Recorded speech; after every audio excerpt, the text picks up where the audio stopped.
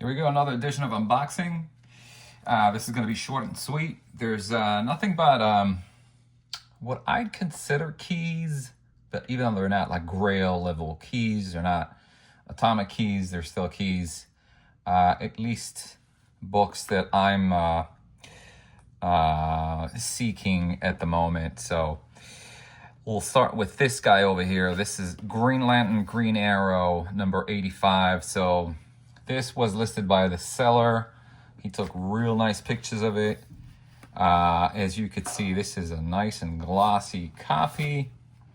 The back is nice as well. And it was really nice, and I would say it was a very fine copy up until this happened. So what happened is that unfortunately the seller, when he packed the comic book and he bagged and boarded it, there was like a piece of food that was like attached to it, and that left a greasy mark once I removed it. So I did contact the seller and I told him, hey, you know, this is what happened, and it's either me sending it back to you or, you know, or whatever you want to do with this.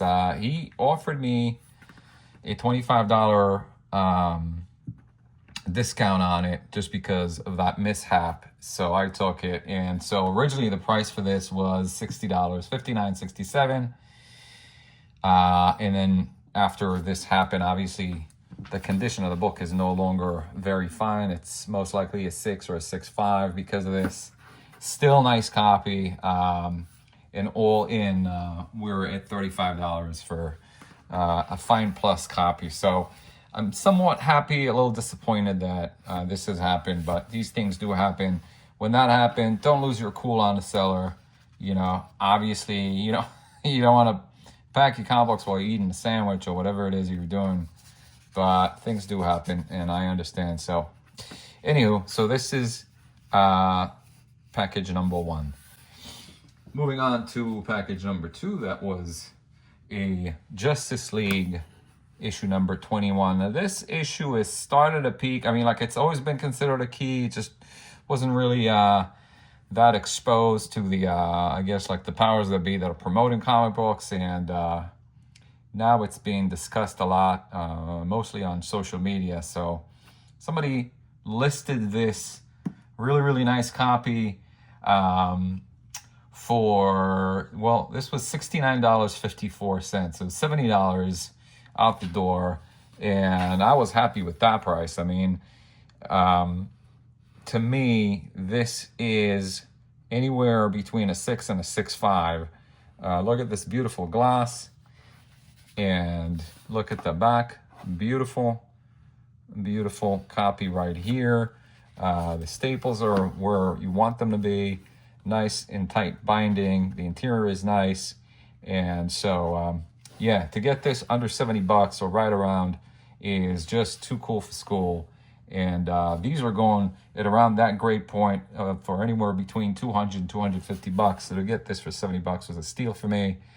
This was the, I guess, like the first appearance or origin of the story of Crisis on Earth 1, which led to many storylines further down the road in the DCU.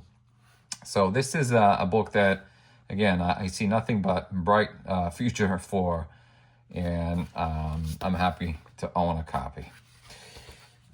On to the next one. We have, let me take this out of the bag, ASM 56. Now, look at this beauty right here. I mean, oh God, look at this. Oh my goodness. This is just an insane copy. Insane. And I kind of figured it out when I saw it listed. The seller asked, well, out the door, this is $63.80. So just a little over $60. Just amazing. I mean, like, I believe that these were scans on the eBay listing, and I can't remember what the seller listed it as either fine or very fine minus. But this copy is just begging for a clean, which is very Easily done, by the way. I mean, like all these lines that you see over here can be easily cleaned once you use your trusty eraser, as you see over here. So this requires a little bit of work, but it does remove the whatever surface wear there is to this book. I mean, like this is very easily cleaned, and by doing so, you can get this book to be like nothing less than a 9.0, I would say. So just an insane score over here. I mean, just really, really happy with this. This is one of the nicest copies of this book that I've owned. So happy to get this bad boy for $63.80. And next, what we have over here is, where are you? So here's a copy of Super Friends number 7. And much like the ASM book, this also needs a little bit of cleaning, but otherwise it has a really nice gloss. This is the first appearance of the Wonder Twins, which were subject to social media meme for quite a while now. I think they were promised a TV show, but then that didn't go through. But this is just a really, really nice copy. I scoop these wherever I see them for an affordable price or somewhat affordable, because this is a classic book, and I think it will never ever go out of style.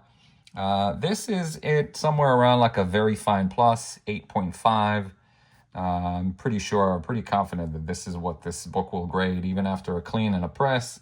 And I got this bad boy for $64.51, and very fine copies are going for $150 all the way to $200. When this became the subject of speculation, this book at this grade was going for $250, $300. I actually do own a 9.8 copy of this book that I managed to score when I submitted to CGC. So I'm happy to add this to the collection. Now I got a nice reader copy and a 9.8.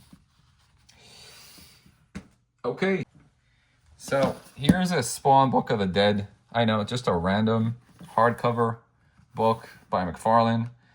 The reason why I actually saw this is because Todd McFarlane was just doing a CGC signing, and I started to look and see what kind of books were hitting the market at what price point, and there were quite a few of them as expected. And so while I was doing a search for signed comic books, I also saw this book, and apparently there are two versions. There's one that is trade paperback version, and there's also a hardcover. This was actually offered for, I believe the seller listed it for $40, and I sent him an offer for $30. He accepted. This ended up being $42.17. The nicest thing about this is that this actually has a template over here that was signed by Todd. This is hand signed, so this is cool. Usually you'd find these for like $70 or $80.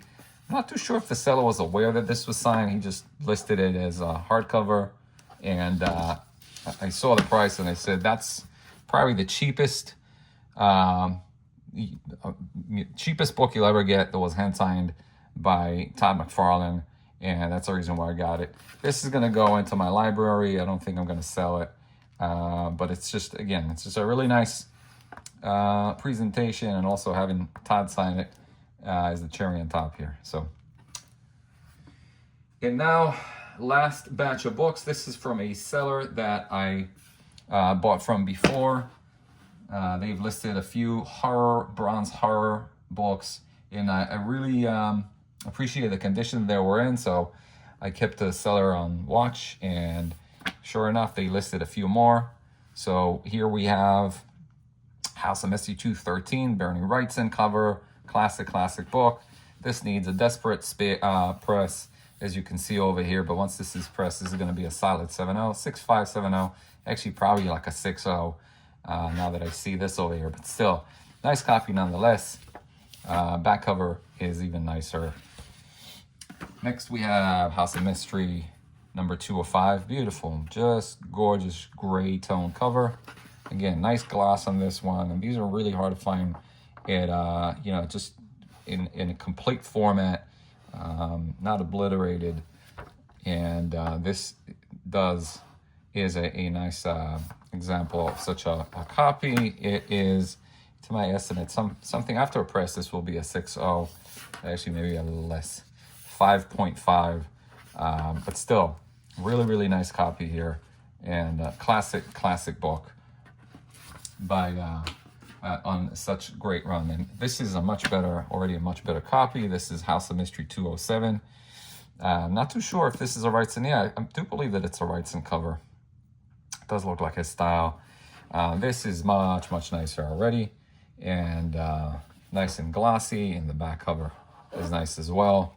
Interior is nice, and does have that splash by Wrightson, which is nice as well.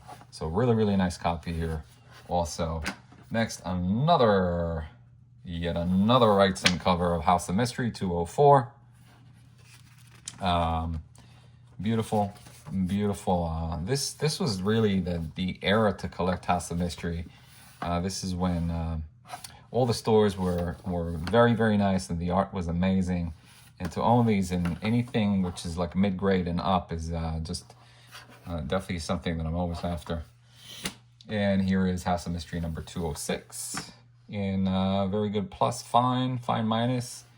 This is yeah, that's a Nick Cardy cover, but very classic Halloween-ish type of cover. Again, classic book. Last Bernie Wrightson in amazing condition, amazing shape right here. House of Mystery 209. Again, really nice with the Wrightson splash. Back cover doesn't disappoint as well. So for these 6 copies of House of Mystery, I paid $141.45. So yeah, these were definitely books that I was seeking, and they need a little TLC now with the press and clean, but definitely worth the investment. And classics, classic Wrightson covers never go out of style. They're only appreciated in value, so that's the reason why I wasn't on for them. So that's all I got for you for today. Hopefully you enjoyed this edition, and I'll see you next time.